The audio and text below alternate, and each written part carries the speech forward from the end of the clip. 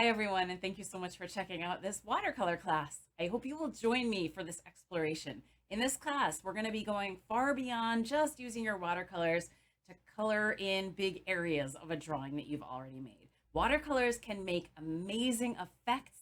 You can use wet on wet and wet on dry. You can add other materials to your paints. You can remove paint from your paper in different ways. You can get textures that look like glass or wood by using different things. We can combine them with other materials. There's so much you can do with watercolors. And my goal for you in this class is that you're going to leave feeling like you understand how to use them. On day one, we'll be starting with the very basics. So even if you've painted before, it's worth reviewing. The most important thing, of course, is how much water do you need on your brush? That affects everything. So our first day will be just doing a lot of basic explorations to reacquaint ourselves with the medium, or maybe think about it in a different way if you've used a lot already. And then moving forward, we'll be doing variations on wet and combining with other materials. Most of the class is going to be fairly freeform.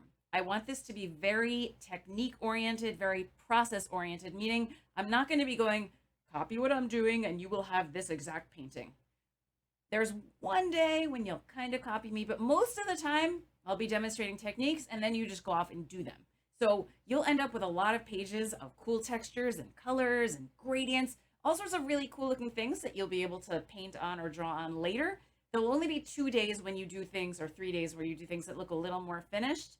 So if you're looking for a class where you're going to do lots of totally finished artwork, this is not it. But you will leave this class really having a good sense of how to use watercolors to create those things that might be floating around in your head.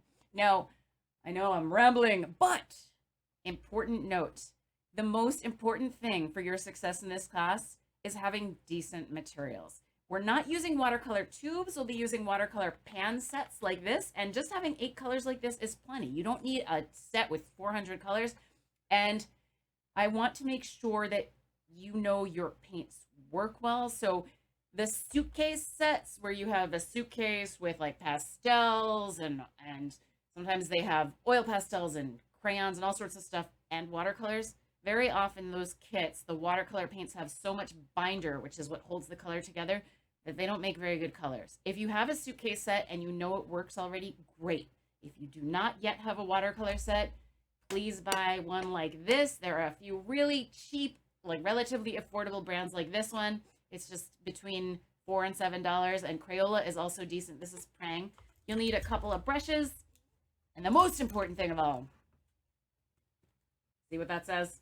Watercolor paper. You have to have watercolor paper. I will ramble more about that in the class video and in the supply list, but it's really important if you're coming to this class that you have dedicated watercolor paper, not watercolor and marker paper. That is not the same thing. A couple people came to class with that. It's just like absorbent. It makes a mess. You don't want that. So anyway, I know I just talked a lot. I really hope I get to meet you in my class. I love watercolors. I love playing with them. I hope you're excited to come and learn what you can do with them. I hope to see you.